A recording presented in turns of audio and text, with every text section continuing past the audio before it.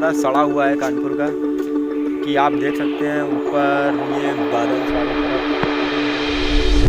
सो इसकी वजह से आई थिंक पूरा ये वीक हो गया, जिसमें बादल की वजह से मौसम खुला नहीं है और सब पिच गीला गीला सा।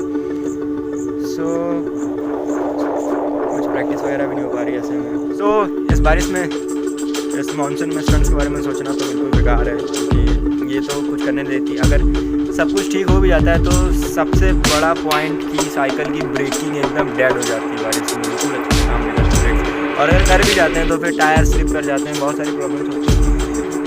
और स्ट्रीट इन सब के होते हुए भी हम लोगों ने थोड़ा बहुत शूट किया है इस बारिश में। So now we are going to present this. So देखिए आज का वीडियो। और अगर आप लोग हमारे चैनल पर नए हैं so please subscribe our YouTube channel for never miss any update about us. चलिए देखते हैं आज का वीडियो और दिखाते हैं आपको भी।